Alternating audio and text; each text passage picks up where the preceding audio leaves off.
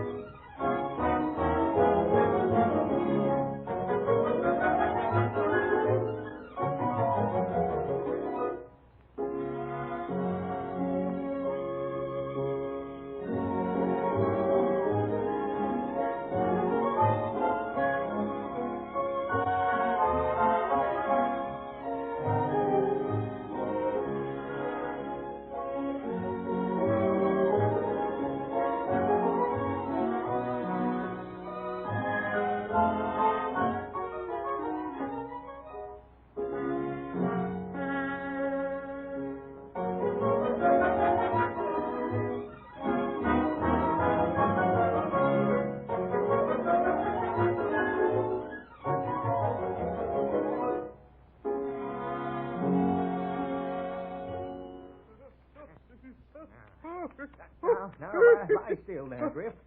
You're jumping all over this table. Well, I'll tell you, Doc Adams. Yeah, just you lie still. Let me get through with you. And tell me later. Griff Miller. What in the world's the matter with you? Gosh, Friday. How do you expect me to give you this treatment if you act like a 2-year-old baby? Oh, Doc, you're tickling me so I can't stand it no longer. Tickling you? Yeah. Gosh, a great big grown man like you being ticklish. I'd never have thought it, Griff. I reckon I just got too many ribs or something, Doc. All right. Now, let's see if I've done you any good. Let's see how you can stand on your feet now. Oh, well, I'll be fried. Yes, sir, Doc Adams, I can stand all right now. Yes, sir. Golly, I thought when I come in here to you, I'd broke my back. Yeah, broke my back. No, you just dislocated a vertebra, Griff. Oh. Now you're all ready to go back and start lifting those heavy boats of yours so you can break your back next time. Yeah, I see. Now you're joshing me, ain't you, Doc? No, I'm not joshing. Oh, what do you mean, Doc? I mean that if you don't decide to follow the advice of this old family medico, something serious will happen someday. Now, I've told you several times the best thing you can do is to hire some good husky boy to do the hard work up there at your boathouse. And you just be the boss. Oh, golly, Doc, I ain't never been a boss in my life. No, sir, I always just work for myself. I can't tell nobody else what to do. All right, then, I'll tell you what I'm going to do. Griff, if you don't start taking things easy up there at the lake, I'm going to have you committed as a charge of the county. Then you will have to take things easy. County? Charge? Now, listen, Doc. You wouldn't do that. You wouldn't do that, old Griff. You know I wouldn't, Griff. Oh. But please, for my sake, take it easy, will you? Gosh, till Friday, I've got a lot of other things to think about. A lot of other people to take care of. I can't be forever fixing you up for something that's your own fault. Oh, well, all right, Doc. Now, will you promise to find a young fella to do your hard work for you? Yes, I guess I'll have to. Sure thought this old carcass could never wear out, Doc, but reckon it has. Reckon it's plumb wore out. Well, not quite, Griff. Anyway, just be thankful that old brain is still functioning. That's the most important thing. Golly, Doc. What's the matter now? I just got to thinking. What in tarnation would Cedarton and Dunlap County do without you? Me? Oh, well, I guess you folks will get along all right. But don't worry, Griff. I imagine I'll be here for some time to come. I'm afraid Grant Adams, M.D., is a permanent fixture here. And we're all glad of that, Doc. Yes, sir, all glad of that. Well, thank you again, Doc Adams. I better be getting on up to the lake. All right, Griff. Yeah, there's the phone. Well, goodbye, Griff. See you soon. Yes, sir, Doc. So long. Hello, this is Dr. Adams' office. Oh, yes, honey. Oh, I'm about through now, I guess. Just have to clean up the office, put the instruments in the sterilizer, and... What's that? Oh, Mrs. Forrest. Marvin's mother? Up there? Oh, I see. Wants to talk to me, huh? Well, all right, Lou. I'll be right up home in a jiffy. Yeah. All right, honey. Goodbye. Mrs. Forrest, eh? Wonder what she wants. She's paid her account. Well, nothing like finding out, I guess.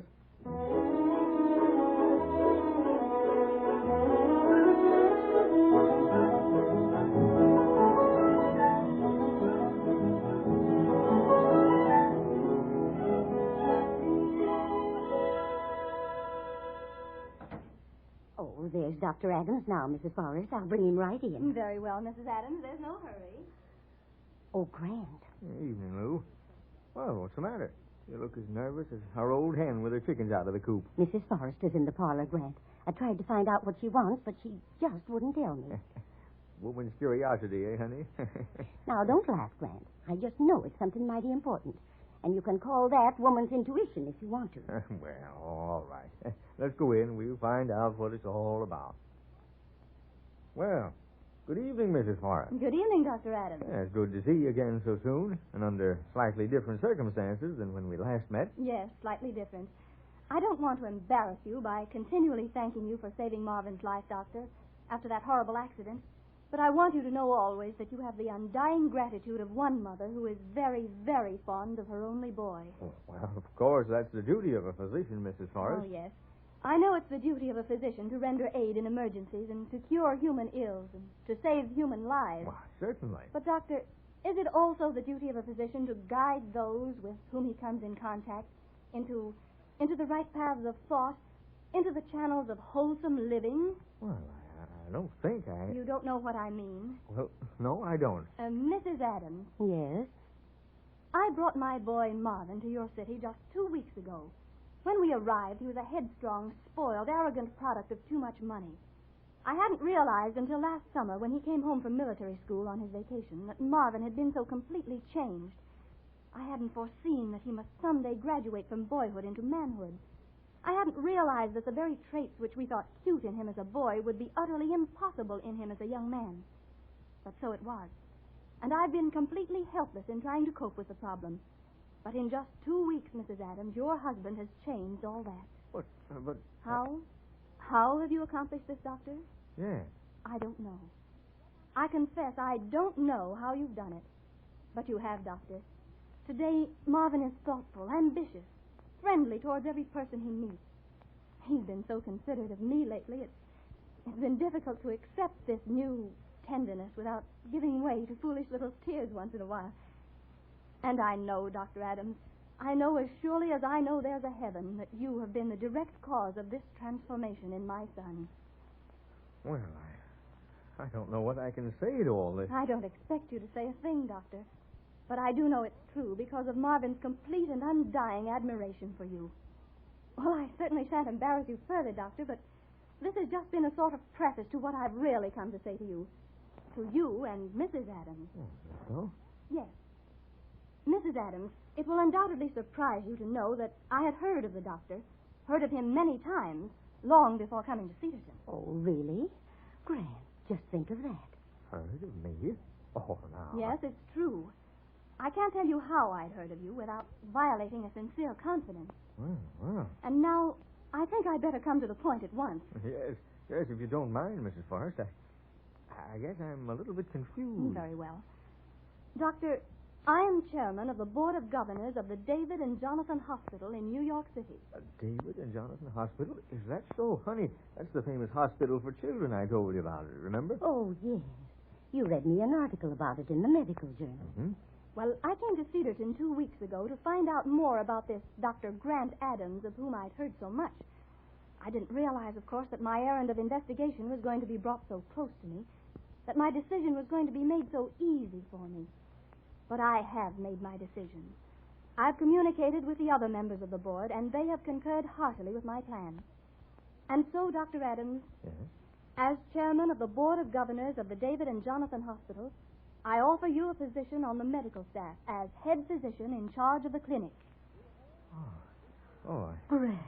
Well, gosh, you're frightened. Grant. Oh, excuse me, I didn't think what I was saying. Doctor, Mrs. Adams, I know Cedarton needs you. I know how you love this little town. I'm fully aware of the great love the people here have for you both. But we need you, too. I'm not offering you money, Doctor. I'm not holding out the enticement of a large city. I know such things mean nothing to you. but I am extending an opportunity for greater service. Yours is the Ministry of Science, Dr. Adams, and the privilege has been given to me to offer you your call to larger fields. I know, of course, you'll want some time to think this over. Yes, yes. I don't want to hurry you, but I must return to New York very soon. So, when do you think I may call back to receive your answer? The answer? Oh, yes. Well, yes, of course. Grant, Mrs. Forrest is asking when she may call for your answer. Oh, yes. Well, Mrs. Forrest, the doctor generally spends his Sunday afternoons at home, and I think if you call next Sunday, that is, if you come for tea... Why, of course, I shall be happy to join you for tea. Well, then, until next Sunday.